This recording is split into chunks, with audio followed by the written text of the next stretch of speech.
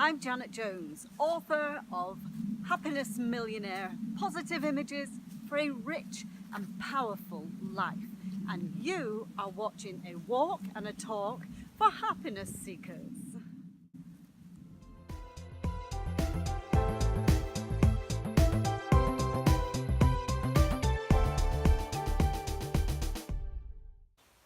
With the rise in antidepressants year on year,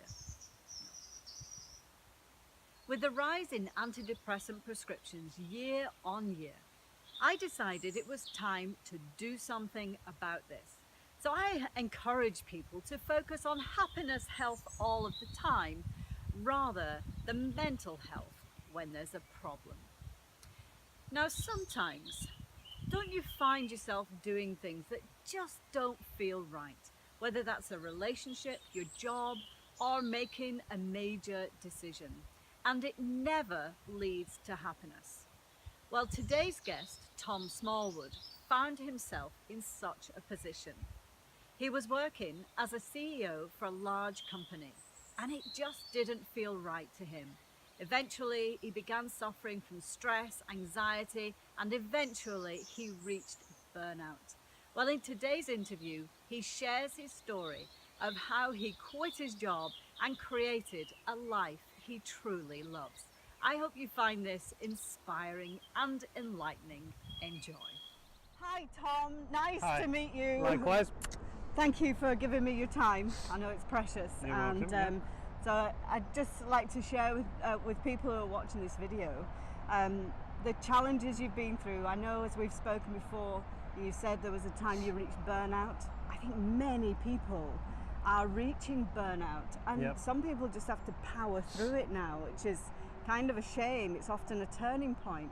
So I just wonder, if you could share your story and how that affected you, how it affected your mind, your whole life really. So Yeah. if you'd like to Sure. share that with us. It's Absolutely. quite inspiring to know what people are going through. Absolutely, yeah. So I actually suffered burnout, and it was kind of over a period of time. It wasn't this sort of one epiphany or one moment that I kind of realised this, but I was working in, I was the CEO of a company, and I wasn't really happy in the role. And I would like to tell you that then that's the burnout came because I was super stressed and the high pressure and everything, but it wasn't that really. It was more a question of frustration, I think, in the role, not being able to do what I wanted to do, not really going in the direction I wanted. And I put a huge amount of stress on myself, I think, saying, the reason that this is happening is because I'm doing something wrong, probably, I don't know.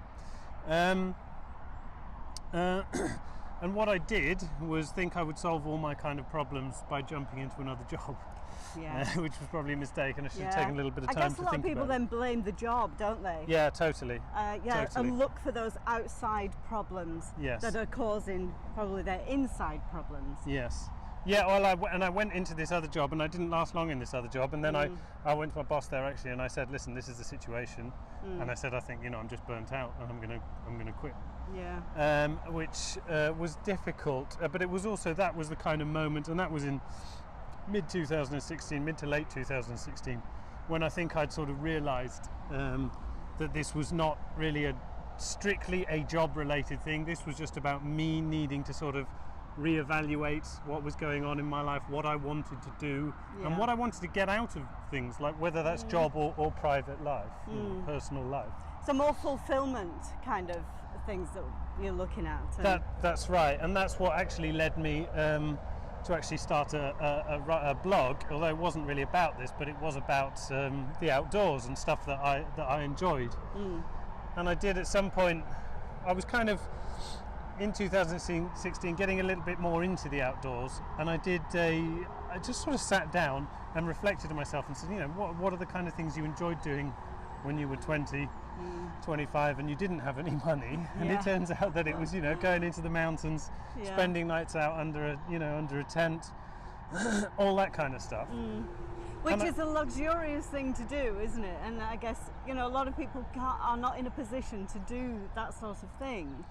But then that's free, like you were saying, just getting a tent and going off, it doesn't cost a huge amount of money. It doesn't, and I'm not sort of talking about going off on some great expedition. I'm literally, the kind of things I do, and I do them now, is that when I just feel like it, at 9 o'clock in the evening, I'll just grab my sleeping bag and I'll just go off and sleep in a field. Oh, really? Right. I mean, so Yes, it's not like, and it's just, and that kind of stuff. I mean, this is what works for me. Great. Everyone is different, but getting this reconnection with nature and getting a reconnection with the outdoors is something that has kind of gone hand in hand with my changing from being sort of the burnt out individual who was really quite unhappy to someone who's a lot more kind of balanced now. So what got you from being the 25-year-old who enjoyed the great outdoors to becoming the CEO of big companies? Was it that you felt you were expected to be a high achiever, or your own expectations? No, there was never that expectation in my life. There was never, certainly not from my parents, there was never that kind of pressure. I just went along with things. Stuff happened, and I was lucky. I mean, and I just kind of went along with it and I enjoyed what I was doing. I didn't get to that point having never enjoyed it. It's just that when I got to the point of being sort of burnt out, I was at a stage when I was just like, no, I think I've kind of had enough of this, whatever this is. And so how did that then affect your mind then, once you realised that you'd hit burnout? Yeah. What was the state of your mind like at that point? I suffered a lot from anxiety, which was keeping me awake at night. I mean, like really banal anxiety over an email I haven't replied to, stuff that it's not going to wouldn't have lost me my job, and it wouldn't have changed the world, and it wouldn't, and that's the sort of thing that also affected me. So the small details then start to come in, don't they? Now that's the thing with anxiety, isn't it? It has you focus on those small, insignificant constantly things. And at 1,000 miles an hour. Literally. I mean, I'm bad at switching off, and that's one of the reasons why I like to use the outdoors, for example, because it forces me to switch off. Really, in a sense, I'm out in the middle of nowhere, maybe, and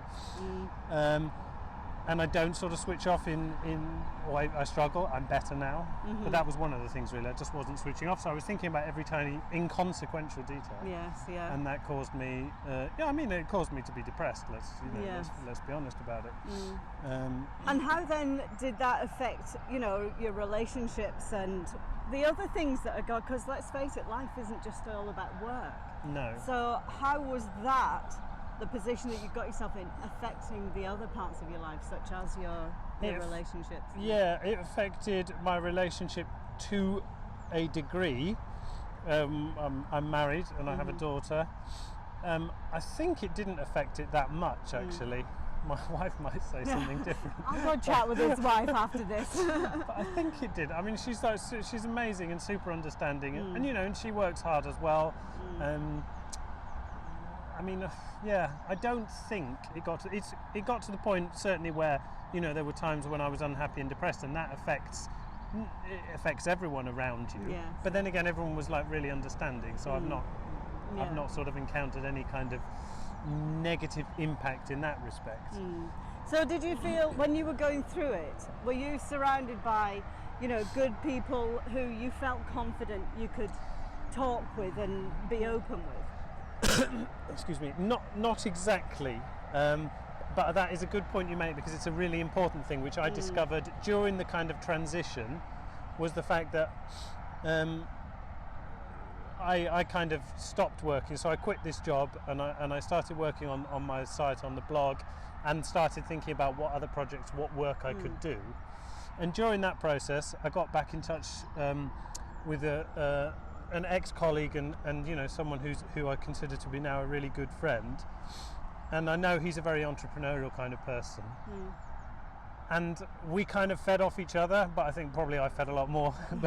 He's a lot more sorted than me. But and that has been a huge benefit, because there are moments like since my sort of quitting where I've become more sort of entrepreneurial in my kind of work life.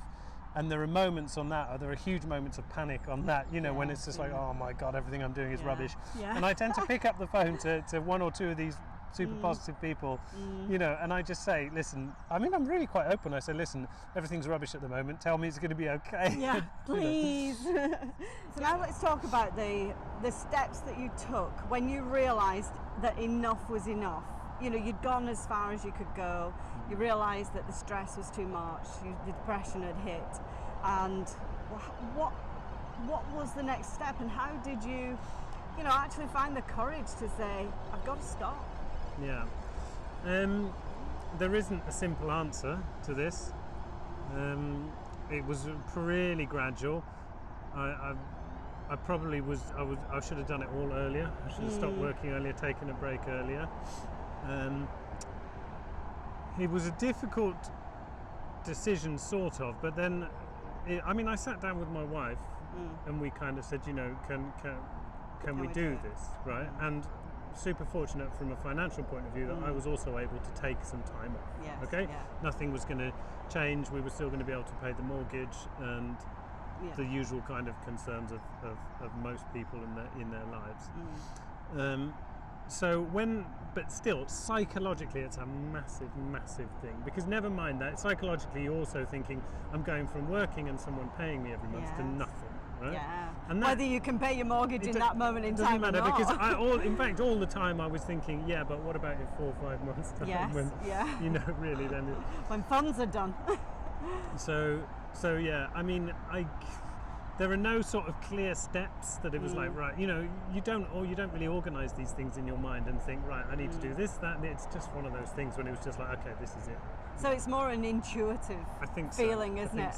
And you have to follow those feelings, and they're hard. It's hard to follow them. And I bet no one follows them at the moment when they probably Need should. them. Yes, Everyone does it 6 months later and they go, oh, I probably should have done that. Should have done that. It's human nature. If I had only listened. And I do think as you get older, you do realise that intuition usually points you on the right path. Yes. And you get more confidence to follow it. But quite often an intuitive feeling is also a challenging one, don't you think? Yes, very much so, yeah, very much so. Yeah. I felt that it was something that I kind of ultimately I had to do just to feel better. Yes. Almost regardless of consequences. No, absolutely, that's what I mean, exactly yes. that. Yeah. And so once you'd made that step, you'd done it, so you were faced then with your future. And you said you'd set up this blog, so you've now reconnected to your passion, which was that being outdoors and walking and things like that. At what point did now the vision of your new future start to appear? Because there is scientific evidence and historic psychologists have written about this, that unless you can see your future, you can't create it. So at what point did this new vision start to come in? Yeah, well, I certainly didn't see it. I'll be honest. Yeah. So you took a leap in the dark. I took a leap in the dark. Always with the kind of knowledge. You always kind of think to yourself. I can always. Worst case scenario, I start looking for a job again, right? You know. But there's always even a fear associated with that at any level. So what happened was that I kind of decided I wanted to be, or I felt like I wanted to be a bit more entrepreneurial and do stuff that I wanted to do. I didn't want to do one thing. I wanted to work on different projects because I thought that would be more interesting, exciting, more engaging, and keep me more motivated. Yes. And then I really set about thinking, well, what can I do? And I spoke to some friends. Someone who then at the same time I was lucky sort of came to me and said, oh, I'm doing this, I wouldn't mind you helping out or mentoring a bit on this. Did that, and then chit chat, this, that and the other, and it leads to us sort of, you know, trying out a couple of little startups. So a few opportunities start to appear. Yes. Because I think that's also part of once you make a move to change, then you allow those opportunities in, don't you? Yeah, absolutely. I didn't even see those opportunities. I had no idea they existed. Yes. And as soon as I found myself and I put myself in this position, it probably made me look at things differently. But secondly, it made me sort of engage with people who had these opportunities as well. Because prior to that, in employment, 100% fully focused on your that, head's down. not giving not giving others that time, and so I put myself in a position where these opportunities arose, and I sat down with myself and said, you know, why don't I come up with some ideas of a new business? Of which one of your great things is this mountaineer thing? Well, yeah. What are you doing with that? Exactly. The Armchair Mountaineer is my blog, which was kind of the thing that's helped me on this course, really. If I'm brutally honest, it started out as a way to engage me with the outdoors as well, because I Right. thought I'm going to do some stuff, I'm going to write about it. Yes. But that's so vague that it really, in the end, what it made me realise was the benefit that the outdoors actually Yes. has on my own kind of mental and physical health, of course. And you're not on your own with that. You know, I think we are really disconnected to the outdoors. And again, more scientific evidence that when you reconnect to the outdoors, when you listen to birds singing, when you look at flowers, when you see bits of wildlife, you realise you're part of a bigger thing, and your worries tend to reduce considerably. Unquestionably, I use the outdoors as a way to kind of disconnect from other elements of life and Yes. work, and this is why, as I said earlier, I would sometimes just 9 o'clock at night grab my sleeping bag and a bag and bivvy off you bag and go to the corner of You the don't field. take your wife, Make a- do you? You make don't a- have a double sleeping bag. No. She's like, bye, love. Bye. I make Here's you a flask. coffee in the morning, don't Yes, even think yeah. about it. Bring your croissant. Yeah. Middle class, that, isn't it? Very much, I'm afraid, yeah. Not like your camping stuff. Yeah, mm. superb. So, you know, you've taken this journey. You clearly are really glad that you took this journey. There was no other option. What would you say to somebody now who may be going through a similar thing? Maybe like 3 things that would help people to have the courage to make some changes. Okay, well, the first thing I would say is a note of caution, which is classic for me. I'm always too cautious about things. But a lot of people say it's as simple as following your passion, okay? Right. It's not that simple. No. Okay? That's a way. Passions that's a way, don't always pay. Well, there's that, and that's always just sort of, it's a little bit too simplistic. But the one thing I would say is take time to assess, and I mean like sit down with a pen and paper, kind of Yeah. old school, and write down the things you like. The things you like doing, okay? Yes. You don't need to then think, oh, this is going to be a job or Yeah. anything.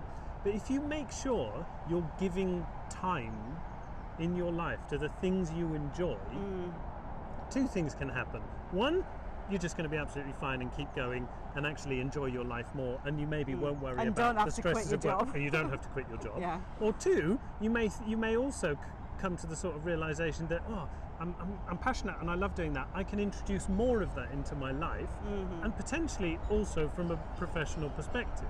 Yes. And yeah. so that's the first sort of thing. And the second thing I would say to that is just give it a go. And when I say give it a go, I don't mean quit everything and Yeah. try. Just start on the side. Have a little side hustle. If you're into something, start doing it more on the side. Think about it as potentially a second job. If you have, why not think anyone in this world can come up with a good idea Yeah. and run a small business. Yeah. It doesn't have to become Apple. It doesn't No. have, it, No. it, No, we don't have to control the world, No, do we? exactly. We just need to sort our own world. so, and so start doing something bit by bit on the side. Yes. And there's no reason Yeah. why people can't. And I appreciate that it takes time, etc. Dip your toe in the water. Yes. Because yeah. that also actually builds confidence. A little bit of recycling going on behind Well, us. that's pertinent then, isn't it? Yeah. We're in nature. We're we in should be nature. doing more of this. We should be listening to the natural sound of breaking glass and looking after nature. Yes. So number 3. Yeah, number 3. Those are my kind of 2 that I They're always your go 2 to yeah. be honest. Yeah. Okay, here's the challenge. Yeah, number 3. Number 3. I'll come back then to the people that surround you, because that's been the biggest thing for me. Surround yourself with positive people. Yes.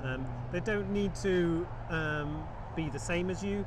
They don't need to want to do the same as you, but they need to be supportive, and I would say, generally speaking, in agreement with the path that you want to take. And an agreement of a mindset, would you say? Yes, So yes. Of a similar mindset. Have a similar mindset, yes. Because mindset is the thing that creates our stresses and depressions in the first place. Yes. Largely. Yes. I know that that's a big blanket statement, but for the majority of people, I think we do. Our thoughts just get us into this like knicker-knotted situation. Absolutely, yeah. So yeah, by surrounding yourself people with a brilliant mindset. Brilliant mindset. And, who are supportive yes. of what you're doing. And, Yes, yeah.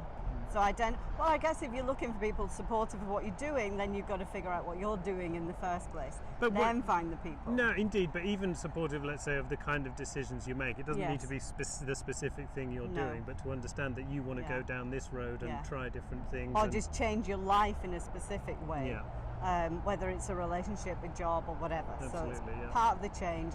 Just find the right people. That's right, yeah. Well, Tom, that's been fantastic. Thank you. Some Thank you very great, much. great Thank advice. you. I And hope- well, I mean, if I it, hope so. if it I helps hope so. anyone and Yeah. inspires anyone, Yeah. that would be absolutely that would be fantastic. great. Yeah. That's the point. Lovely. Thank you very much. Thank you. I hope you enjoyed that. And don't forget to watch the other interviews in the series and, of course, share with your family and friends. Now, as a happiness seeker, I want to help you to find the answers to the challenges that you are facing, either at work, at home, or in school. So do subscribe to my channel and add your comments in the comments section below. If you have any questions, then if I don't have the answer, I will find an expert who does. If your question is too personal, then my email is janet@happinessmillionaire.com. You see, I believe that together, if we focus on happiness health, we can change the world. I'm Janet Jones, leading the way to a happier day. It's tacky, I know, but it's cute.